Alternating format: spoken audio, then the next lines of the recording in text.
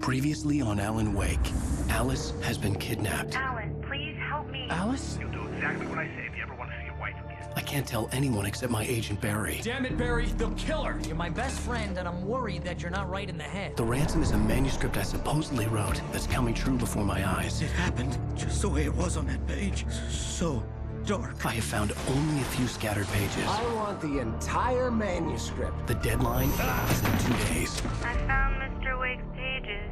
Good girl. How the hell did she get her hands on the manuscript anyway? I don't know. She's resourceful. I told you were too hard on her. Listen, I found out all sorts of interesting stuff while I was digging around. Yeah. Mr. Wake, it's Sheriff Breaker. We have an FBI agent here, Agent Nightingale. FBI? He's anxious to see you. You'd better come to the station. Okay, I'll be right over, Sheriff. Let's make this quick, huh? Help you folks? Name's Randolph. I'm the manager. We're looking for Rose. Works as a waitress down at the diner. Rose, sure. Nice girl. Who wants to know? I'm Alan Wake. The writer, huh? I heard on the radio you were visiting. Well, I'll show you her trailer. That Rose, she's a nice girl. Always pays her rent on time. As I was saying, Al, I found all sorts of weird stuff from the local newspaper's archives. This place is crazy! Disappearances, mysterious deaths, urban legends come true, and get this, most of this stuff takes place around Cauldron Lake. Well, you ain't wrong, mister. The Indians thought the lake was a doorway to the underworld. I'm the God-fearing type myself. I don't hold with that sort of thing. Yeah, okay. Anyway, there was an island there owned by a guy called Thomas Zane. Now, some of the articles I found about him make him out to be a famous writer, but I ran a bunch of searches, couldn't find a single thing he wrote. Zane was heavily into diving, so much so that the place came to be called Diver's Isle. But the volcano under the lake erupted in 1970, and Zane went down with the island.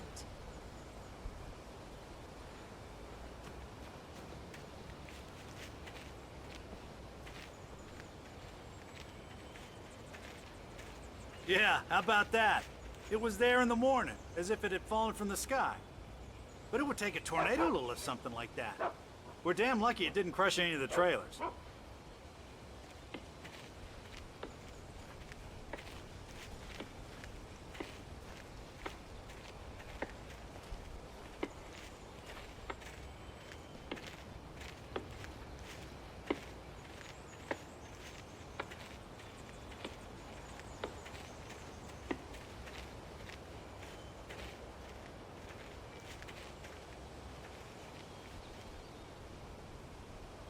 It gets better. A local girl, Barbara Jagger, drowned in Cauldron Lake just a week earlier. They were lovers. Sure, Jagger's a local spook store. The Scratching Hag comes for you in the dark. Childish stuff like that. Anyway, Al, I'm just getting to the best part. All of the articles about this stuff were written by Cynthia Weaver. I asked around, and she's that crazy bag lady you met. What, the lamp lady? She can be a little loopy, but she's not homeless or anything. Yeah, anyway, she knew both Jagger and Zane before they both died, and she had some kind of a breakdown.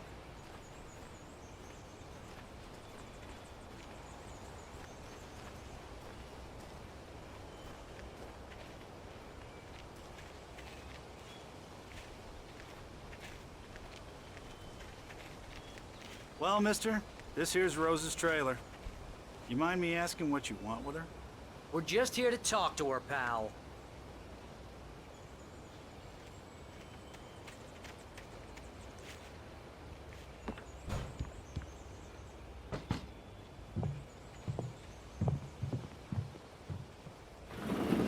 Welcome to... Oh dear, Mr. Wake. I'm so glad you're here. Rose, you have my manuscript? Oh. Oh, yes. Yes. Please, come in. Hey, this is really good. Rose, Yes. my manuscript. I really need it. I understand. I know what you need. A muse to inspire you. Oh, for Barry? She doesn't have anything. Yeah, hey, Al? Al, what's... Oh... Barry! What? What?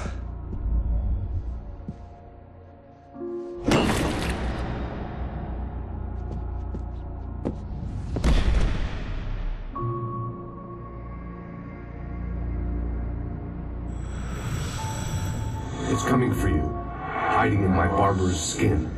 I'm too weak to stop it. You must turn the lights on. I promised I'd come visit you and your lovely wife. You must finish what you started. I insist. You must turn the lights on. Turn the light on. Back to work, boy.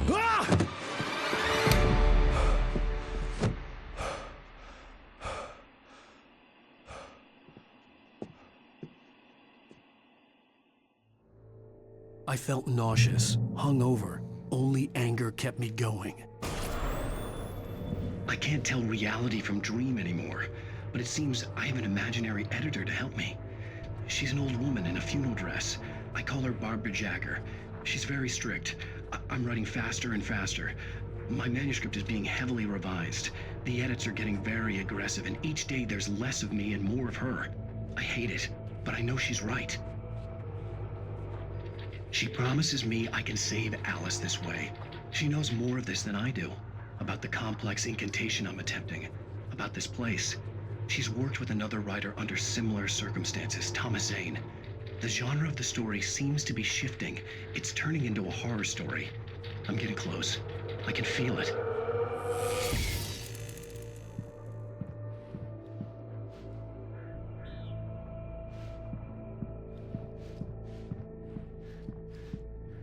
Rose took a day from me. I had less than 12 hours left to meet the kidnapper.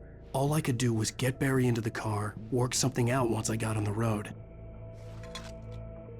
Welcome to the Oh Dear Diner. What can I get you today?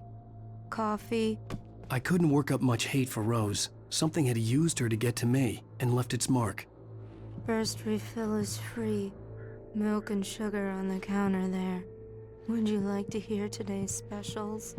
Thank you. Have a nice day. My gun and flashlight were gone. I'd have to find a way to get Barry into the car as quickly as possible. There was no time to waste. Mr. Randolph liked Rose. That little smile she had. How she was still sweet when life had tried so hard to make her bitter. It wasn't any of his business what she did in her trailer. But those strangers, the writer and his smart-ass sidekick, looked like trouble. And they'd been in there for hours, way past her normal bedtime. He reached for the phone and called the sheriff's station.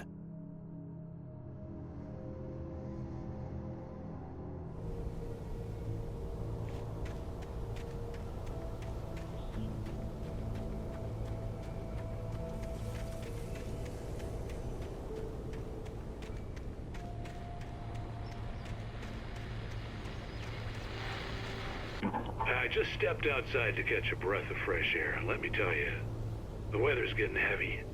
Nights like this make me especially glad I'm here talking to you and not home in bed. Once the weather takes a turn like this, I can't sleep at all. It's all tangled bed sheets and dark thoughts, punctuated by the occasional plunge into nightmare. Is it just me? Well, perhaps it is. But I hope I can make the night a little bit easier to get through. Caller, you're on KBF FM. Hey, Pat, it's Walt Snyder. What's on your mind, Walt?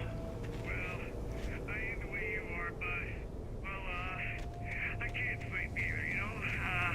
I just been staring out the window here, trying to make sense of it all, but, I ain't been drinking either, you know? I just... Well, you sound like a man with a problem, Walt. I had a, argument with Danny. You know, Danny, and, I got in trouble with the law, you know,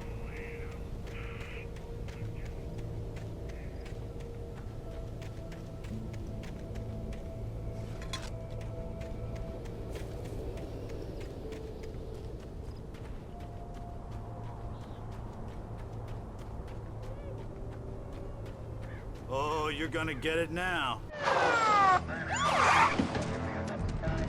God knows what you've done to that poor girl. This is Agent Nightingale, FBI! Get him up, Hemingway! You're under arrest! You move a muscle, I'll unload right in your goddamn face! Stay right where you are, Spillane!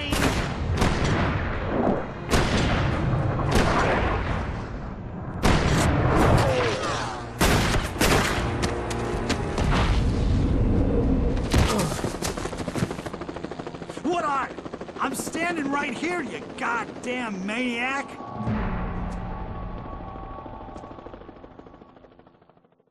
I hated to leave Barry behind, but there was no way I'd miss my appointment with the kidnapper. Give it up, Mr. Wake! Come on! Take it easy on him! Get after him! Don't let him get away! Move it! Move it! Move it! Don't let him get away!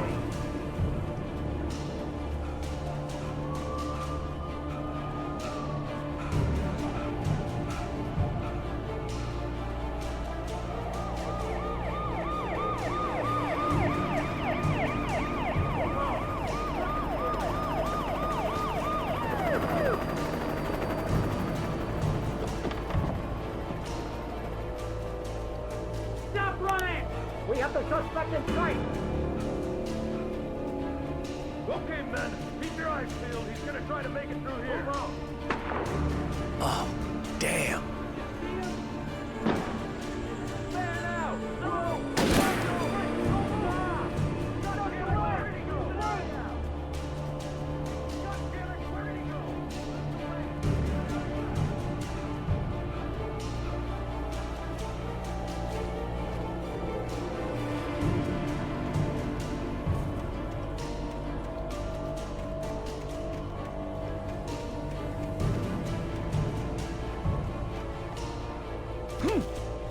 God! Come on, guys! We need to head him off!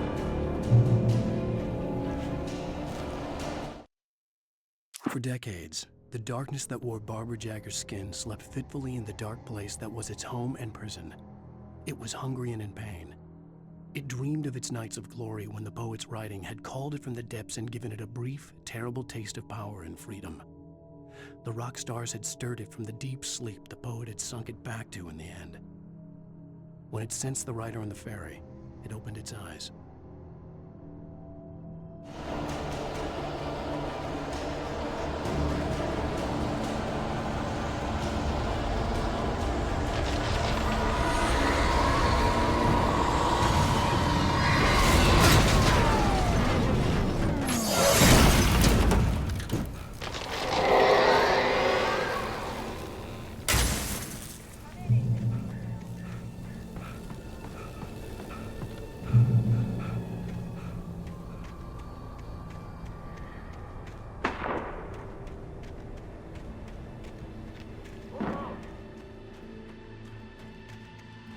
Search the area!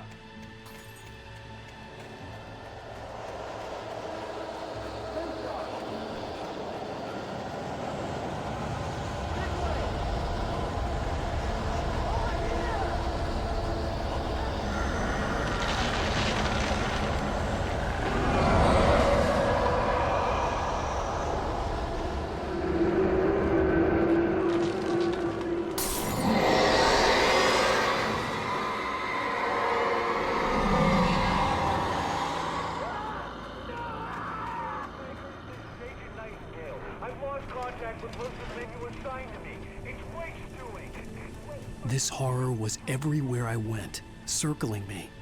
The cops didn't stand a chance. They were after a writer, not a monster. You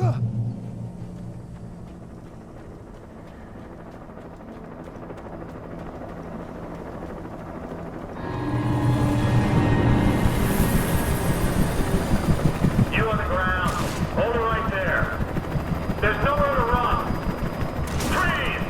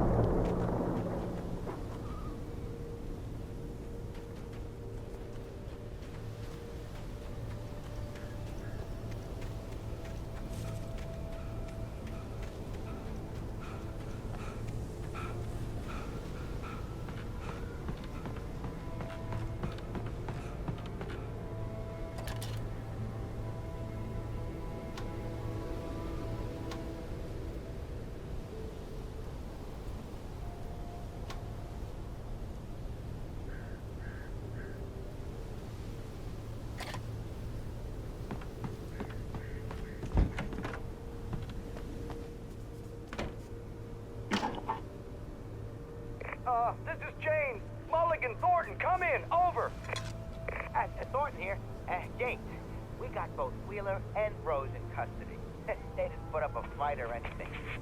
Why, they were... Hey, what you... Come on! Sit down and give me that. Jane, Mulligan here. Over. Go ahead, Mulligan. Over. We got Wheeler and Rose here. Wheeler's drunk or hopped up on something. Speaking of which, that Fed had a pretty distinctive whiff of Otis Scotch about him, if you know what I mean. Over. I don't have anything on that, Deputy Mulligan. Over. Well, whatever. Anyway, Rose is just being plain weird here. You better get Doc in to take a look at both. Over. Gotcha. You better get them here quickly. The, Fed's gonna want to interview Wheeler. Over. Oh, yeah, I bet it does. Looks like they have a lot in common. Mulligan out.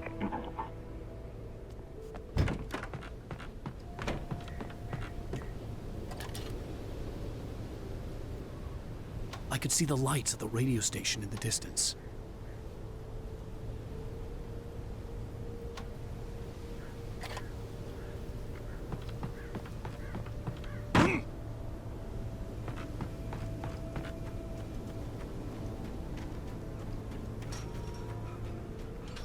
I imagined that the broadcast tower in the distance was part of the local radio station.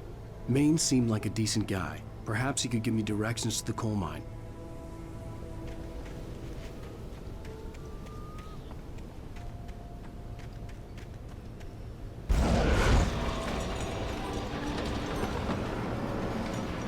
Unnatural shadows clung to the gate. The darkness that was after me was trying to stop me. I wouldn't get through without light.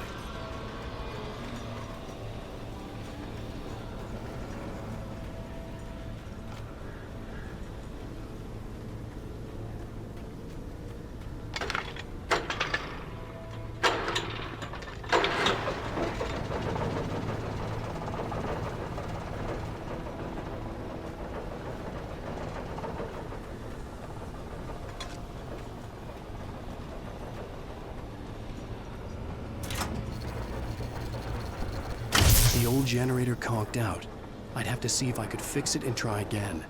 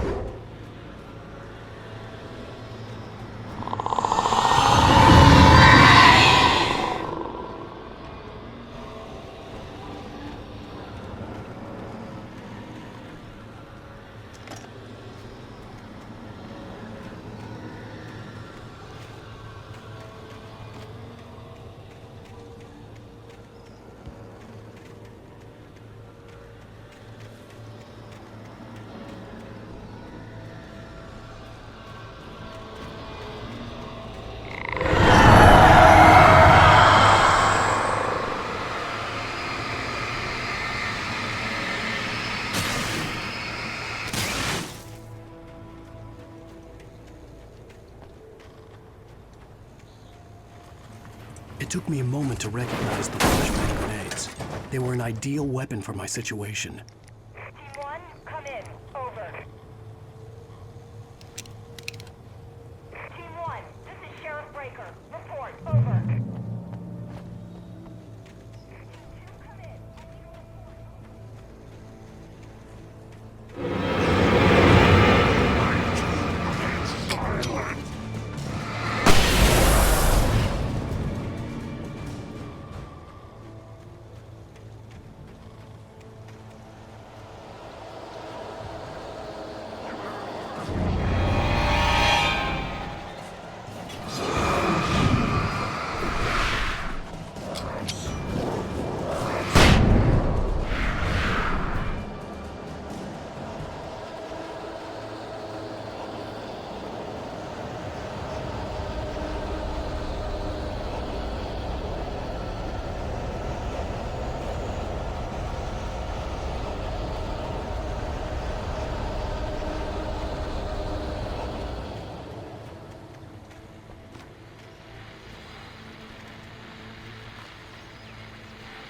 And here's another call.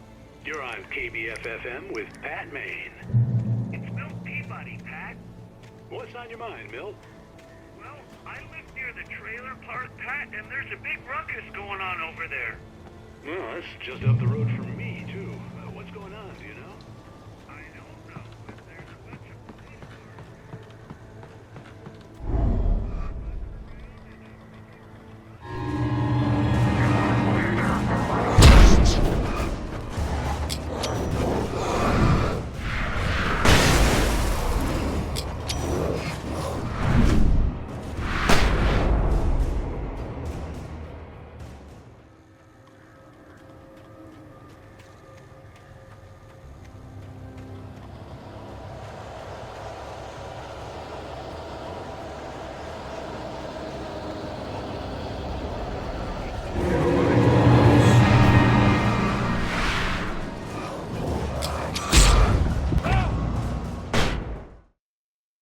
Up the road from me, too. What's going on, do you know? I don't know, but there's a bunch of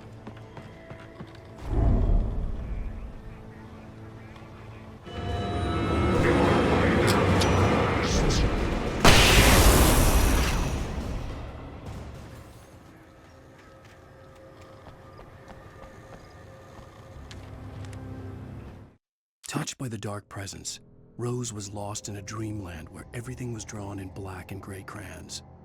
The old lady had promised her that all her wishes would come true. She would be Alan Wake's muse. She was smiling so hard it hurt her face. She crushed a bottle full of sleeping pills into the coffee. Deep down inside, she was screaming in terror.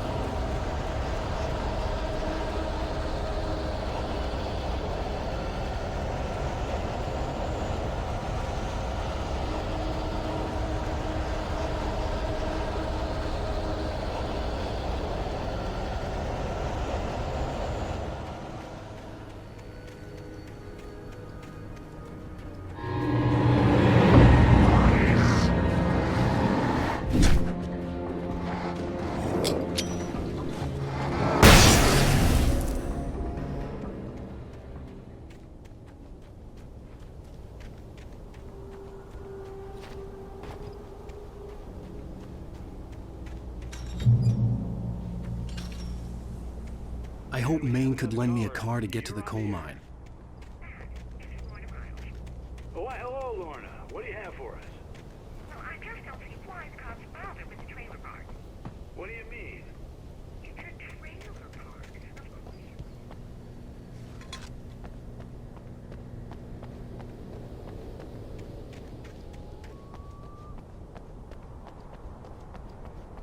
Let the transport themselves out. I'm sorry, but my granddaddy settled in Bright Falls in 1911.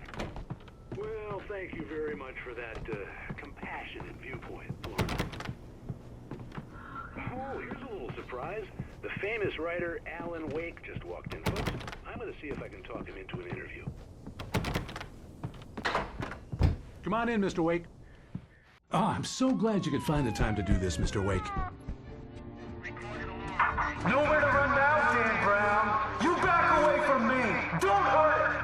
Whoa. Everyone calm down. Put the gun down. We're all friends here, right? Cool your jets, Nightingale. We got him. Judas Priest! What the hell's the matter with you? There's a civilian in there.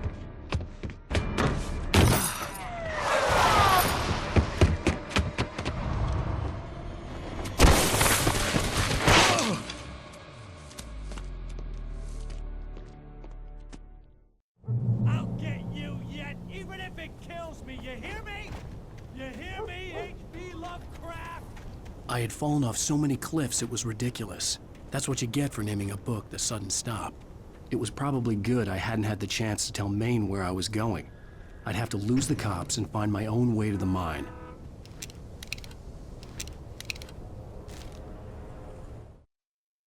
Nightingale stared through the broken studio window into the dark woods. He turned around, started to walk out, but Maine grabbed his arm. "Young man, you almost shot me. You don't shoot off rounds at people like that. What's the matter with you?" Nightingale shook his arm free, marched out. His cheeks burned with rage and humiliation.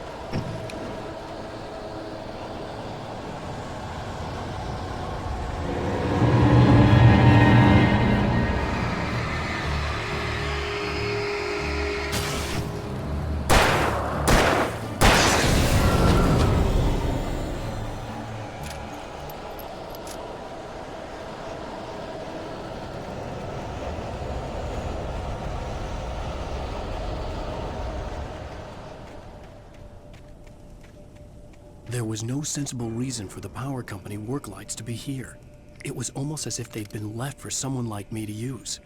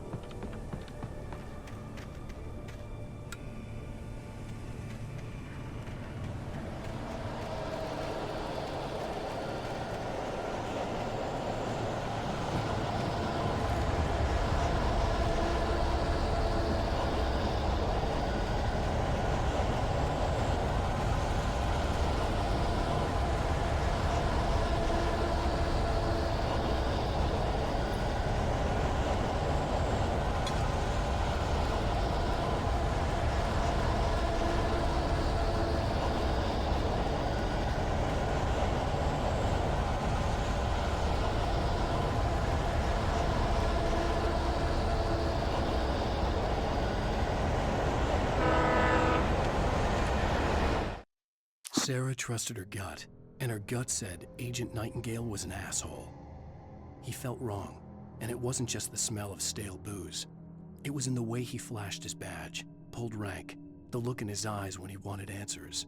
Where was Alan Wake? What was this about an accident? Where was his wife? And most importantly, why did she let Wake go? He wouldn't answer her questions. Federal business was all he'd say.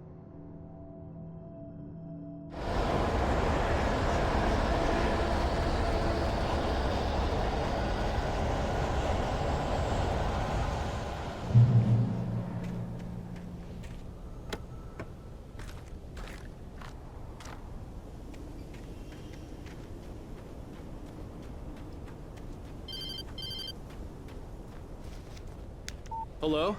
The most stubborn man I've ever met. Alice? Alice? Alan. Alan. I'm so afraid. Keeps me in the dark. Please help me. I look at you, Alan, and it's not you. Something else. Looking out from behind your eyes. Alice, I'm here. I'm so alone here. It's all gonna go to hell. You need to be careful. Cooperate. The connection had been terrible, but that wasn't the only thing that hadn't been right with the call. She sounded wrong somehow, but she had called me. The pipe wrenched itself loose from the bridge's steel framework. Wrapped in darkness, it floated in midair, twitching. For a moment, I didn't understand what I was looking at. The heavy object lurched at me with impossible force. I threw myself out of the way, but just barely. When I turned my flashlight on it, it shook in a dark rage before it flew at me again.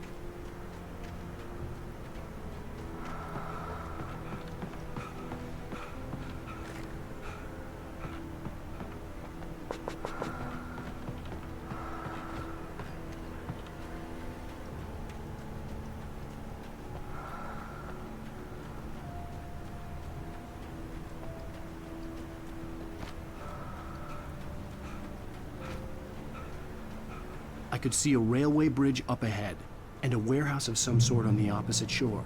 I hoped I could find a car from there.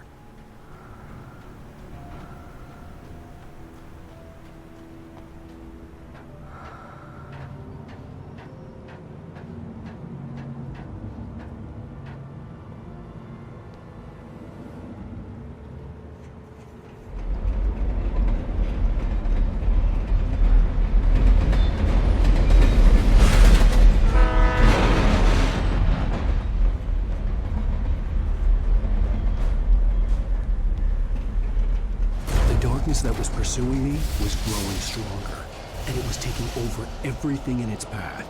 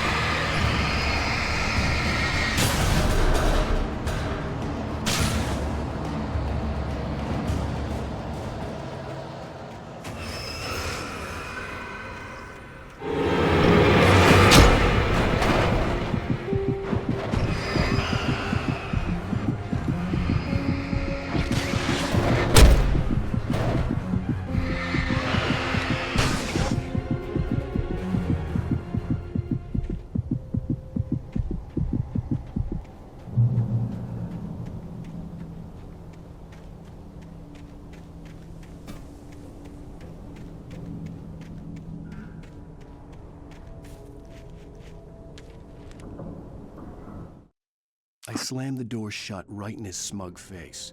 He pleaded for me to open the door. True to form, the asshole actually thought I would obey. I had no sympathy left, no guilt either, not for him. I took a moment to savor the scream. I bet I had a smile on my face. It was all that I had time for. The dark presence was inside the lodge with me.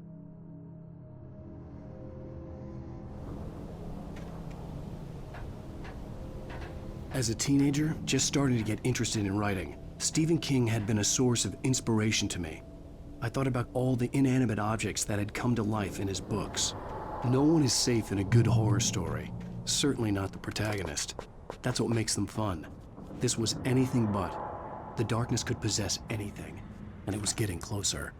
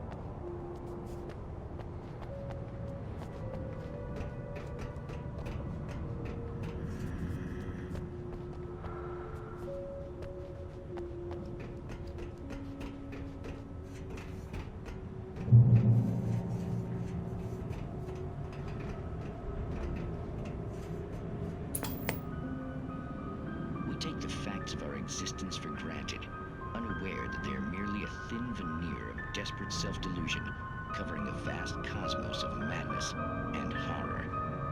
All too often, the stars are right. In Night Springs. Tonight's episode, a family occasion. Journalist Alvin Durl's trip to study the local customs of an insular community in Night Springs has been less than successful. Until tonight. Well, I'm glad you changed your minds about this. Ancient customs, local mythology. My editor loves this kind of stuff. Well, Mr. Durlith, we don't want to feel like we're on exhibition. But you have demonstrated the seriousness of your intent.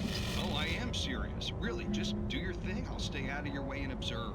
Actually, I thought you could assist us. I'm afraid we are a man short. It would provide you with an intimate perspective. Did I really? Of course, Mr. Durlith. Well, I guess that's the least I... What would I have to do? Oh, here. Let me show you with a kiss. What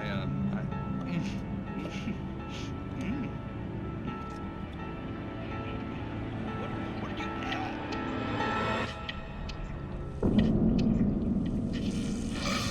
Oh, Mr. Durlith, you have well pleased Nixie Perga, the dweller in flesh. Your body shall host 1,000 young, and all shall glory.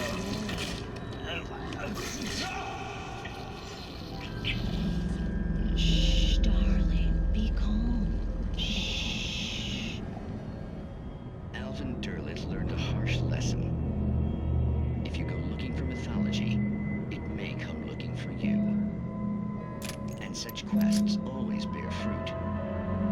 Night Springs.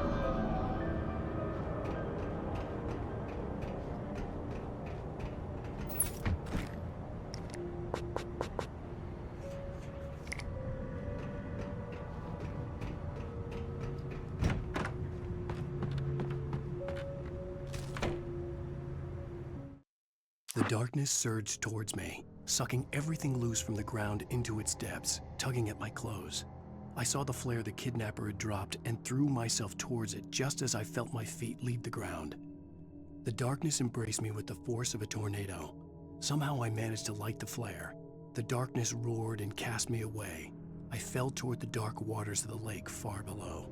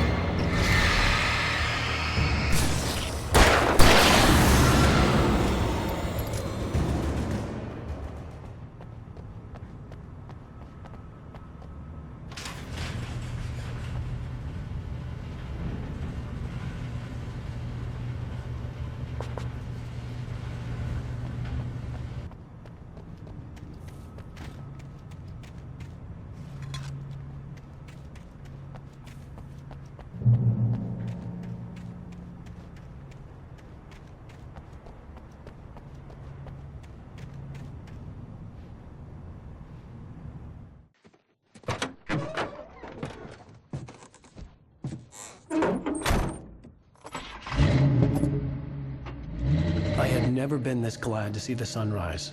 I had a couple of hours to get to the coal mine.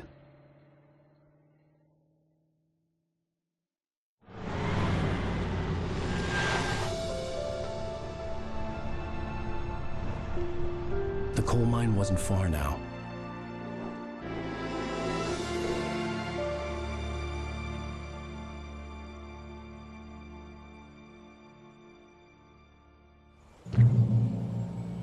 Today, I would meet the kidnapper, and he would give me Alice. I wouldn't give him any other choice. A drowning man will clutch at a straw.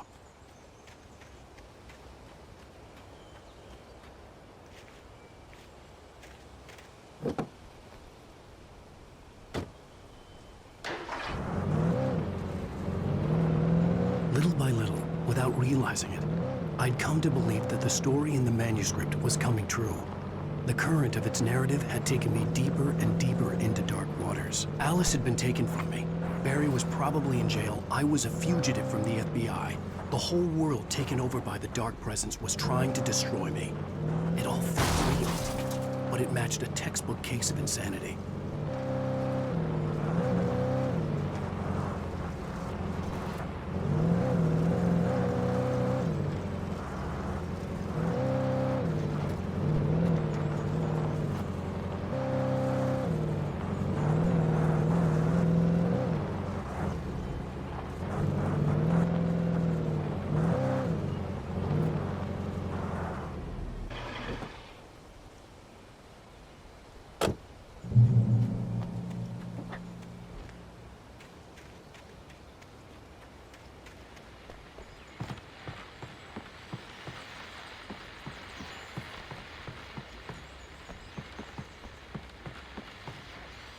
This is Pat Main, and you're listening to KBF FM. Folks, I want to apologize for kind of abandoning you to that music track last night.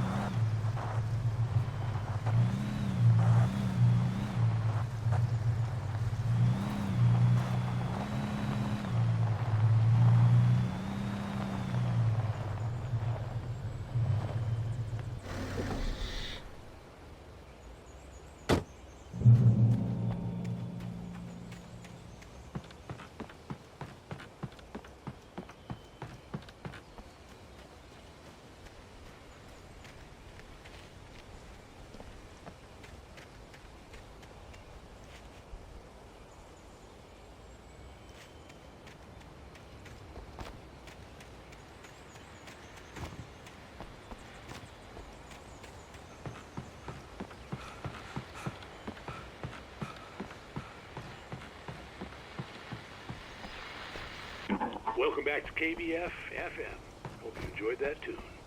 Now, Doc, you were talking about life and finding that special someone, that soulmate. Well, you were talking about that. I was saying I don't.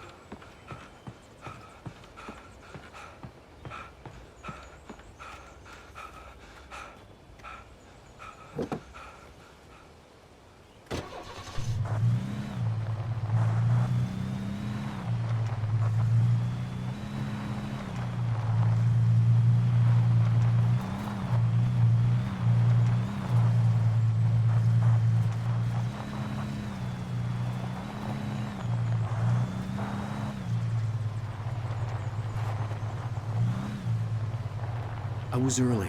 I was supposed to meet the kidnapper at noon in the main building. The coal mine was quiet. It was a museum now.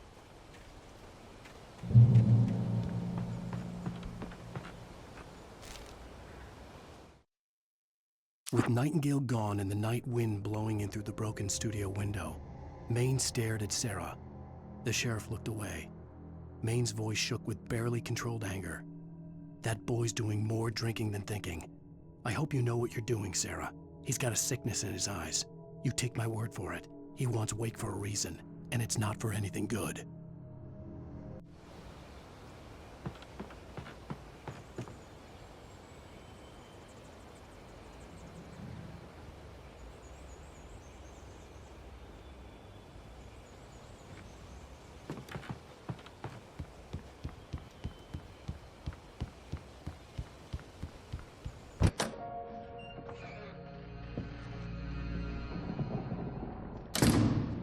I didn't want to go outside.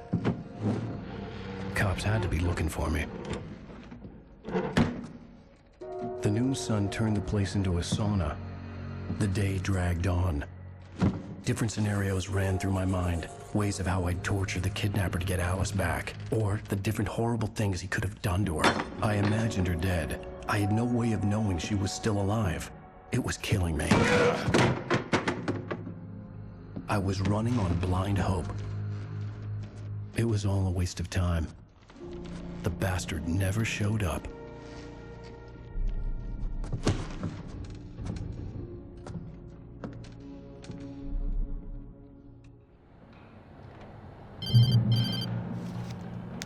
Wake! Where the hell are you? Change of plans. You know where Mirror Peak is? It's a big mountain north of where you are. You follow the path from the mine, you can't miss it. There's a lookout point there. I'll be waiting. I'm through being jerked around You by want you. to see your wife alive? Because if you do, you better watch what you say to me. Do we understand each other? I want to talk to Alice. Yeah, and I want the manuscript. Don't keep me waiting, Wake. Hello? Hello? Ah! I'm gonna kill him.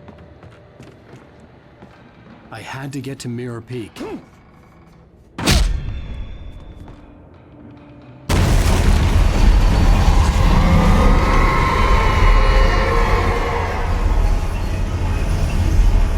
It was close. Maybe closer than ever before.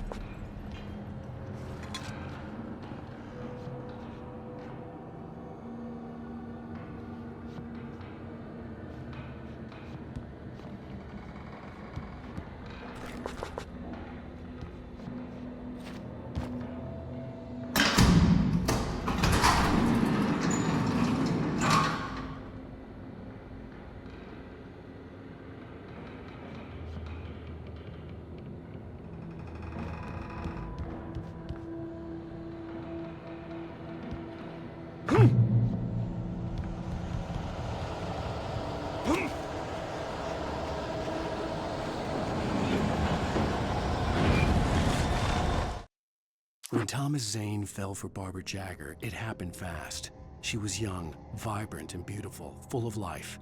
He had never been a very happy man, and without any seeming effort, she had changed all that. Zane felt good for the first time in his life. Everything she did was another piece of a jigsaw puzzle he hadn't even known he'd been missing. And best of all, she made the words flow, strong and sharp. She was his muse.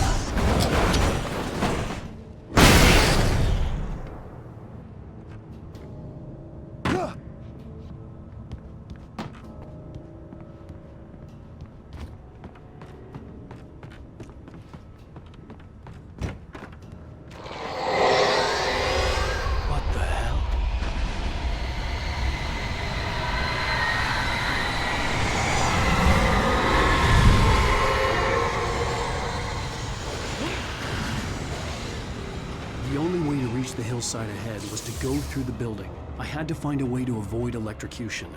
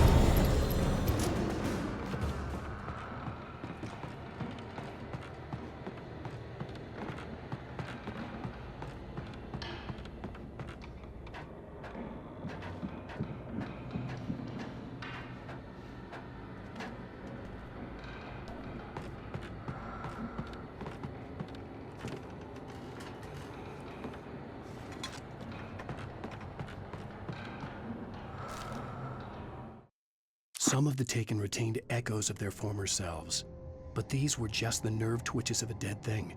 Nothing remained but a shell covered and filled with darkness. In most cases, these puppets were enough for the purposes of the dark presence. But for anything more elaborate, as with the writer, it was different. It needed his mind. And so rather than taking him over completely, it merely touched him.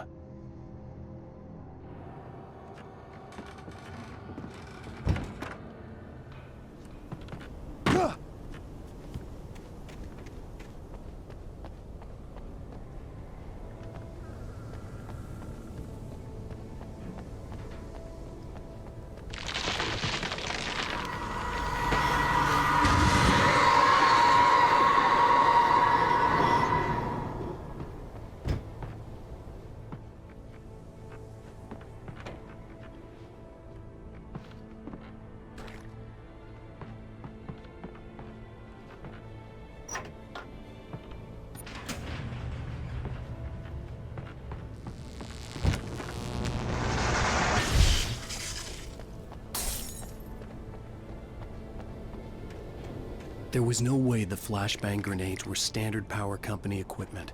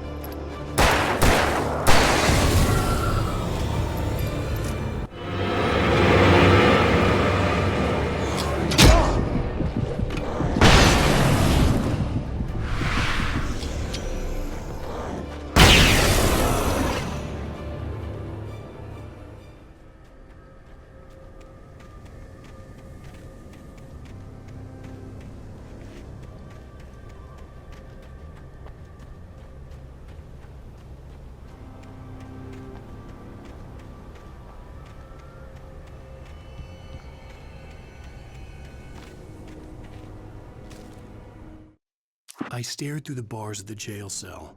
Barry stood behind me, swaying on his feet, looking as ill as I felt. Agent Nightingale stood on the other side of the bars with Sheriff Breaker. Nightingale had a stack of manuscript pages in his hand. He seemed unhinged as he gloated. "Well, I've got you now, Raymond Chandler. It's all here, all the evidence, including conspiracy to murder a federal agent."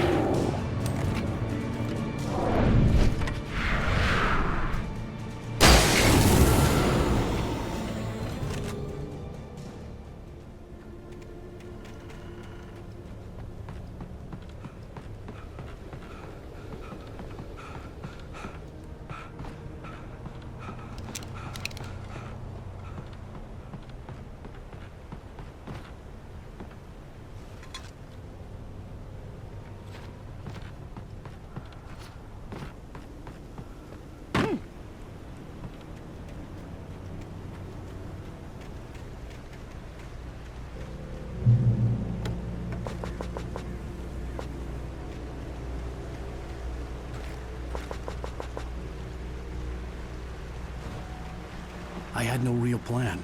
I was going to give the kidnapper all the manuscript pages I had for Alice. If that wasn't enough, I'd hold him at gunpoint and make him talk.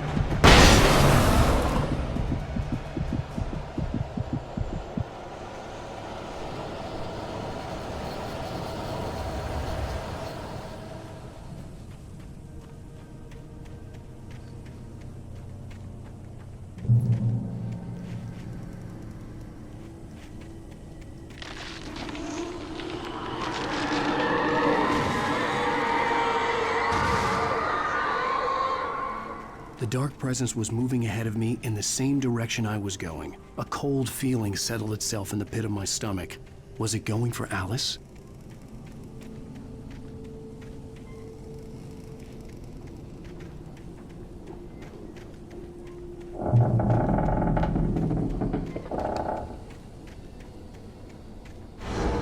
The graveyard shift may cause cancer.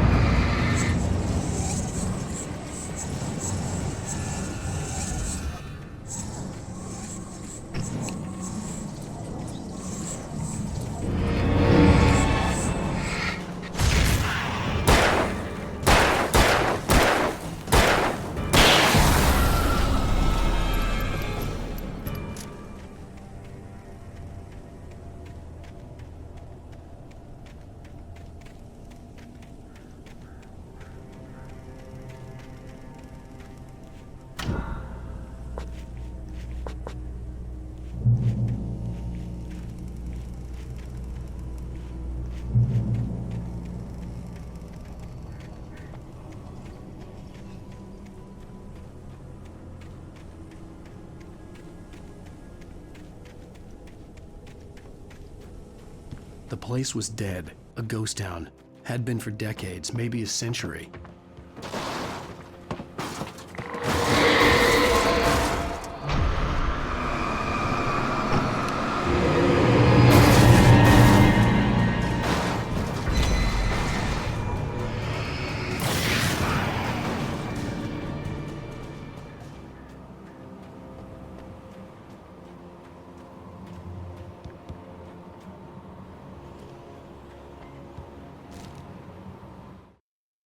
Things were never as simple in real life as in fiction.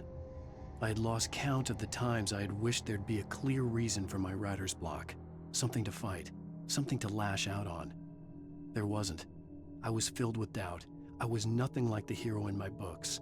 Alex Casey had gone through his life with single-minded determination, never wavering from his goal. Even now, I was angry at myself, angry at Alice, angry at Barry. I was fumbling and I had no plan.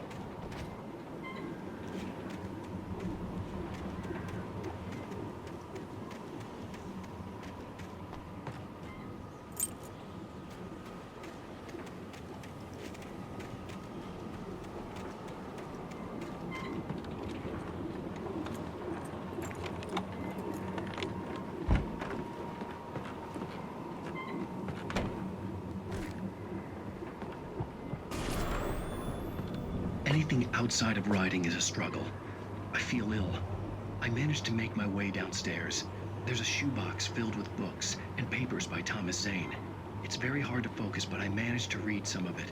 He's a poet, and a good one.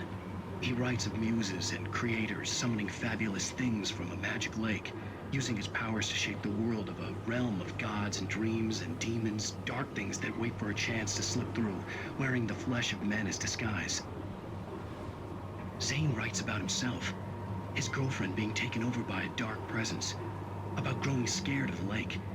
Zane believes it's a mirror to the gaping void of darkness above, where some Lovecraftian presence lurks.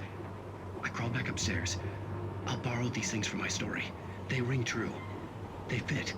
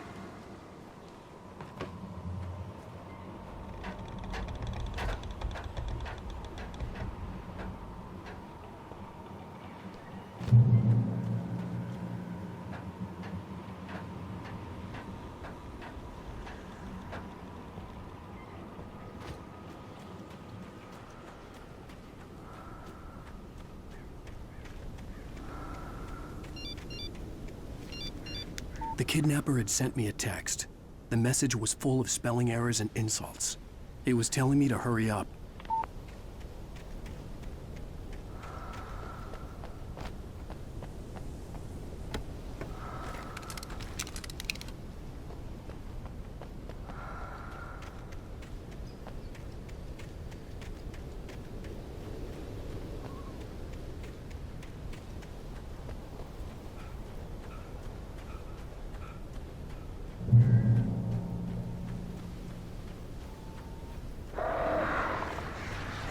Birds.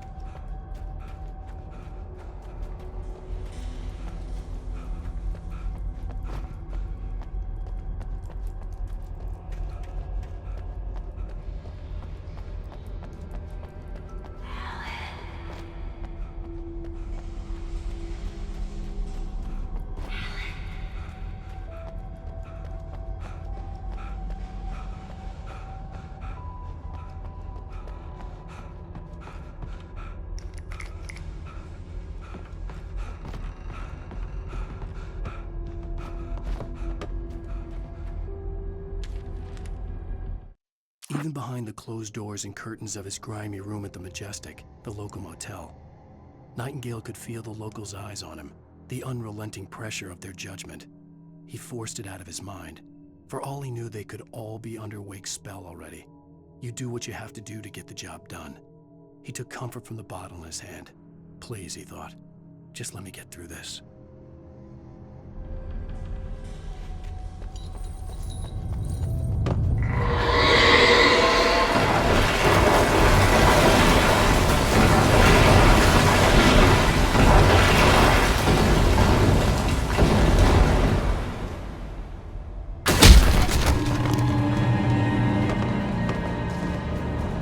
All accidents can't be prevented.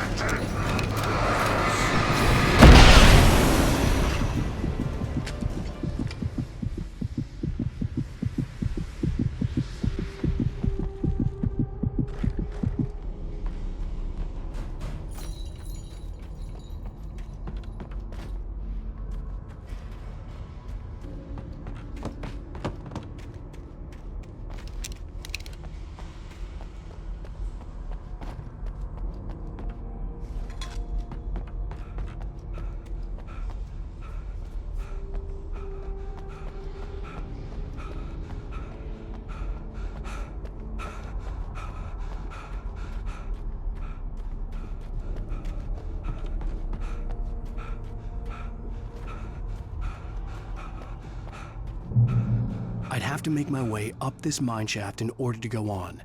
Maybe the machinery could help me with that.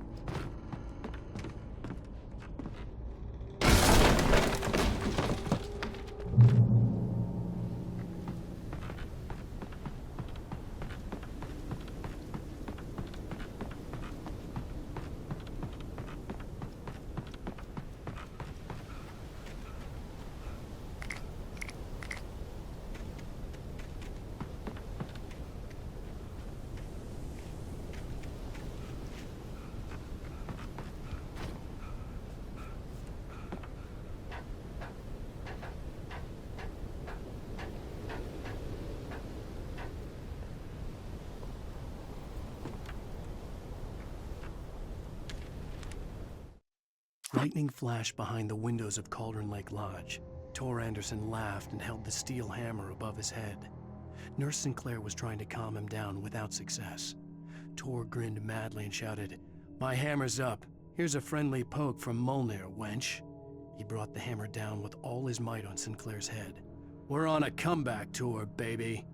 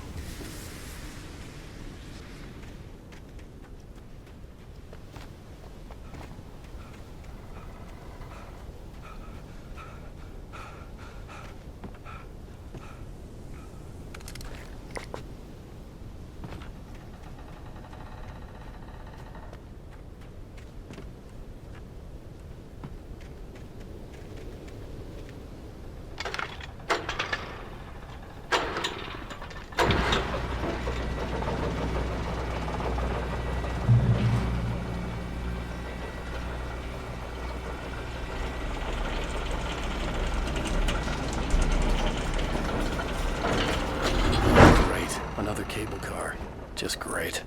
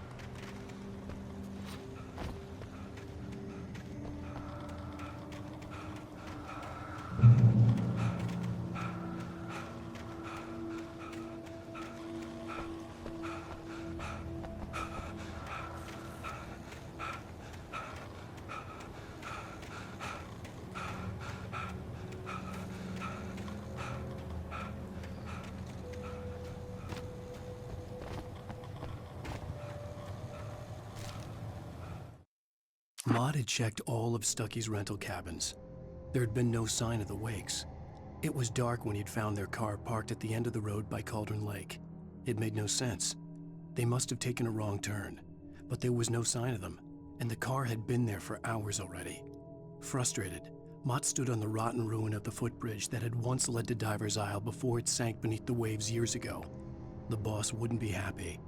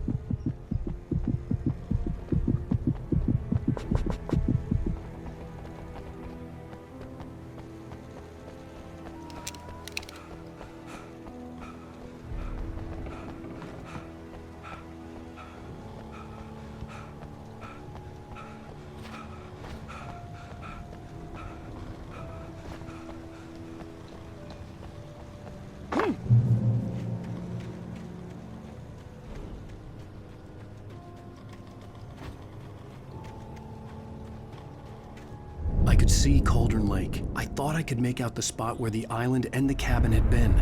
There was a light near it. It had to be a boat.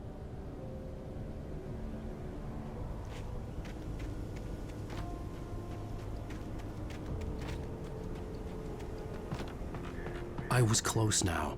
I had to get there fast. I tried to hold on to Alice, but her form melted away. I was losing control. Dr. Hartman stood in her place. I wanted to hit him, but my arms were jelly. He smiled. It was a reassuring smile, and I hated him for it. I had to give you a sedative. Don't fight it. You went through another rough period. Right now, it's very important that you stay calm. We don't want you to have another episode. You're a patient at my clinic. Have been for a while now. I dreaded what I would find.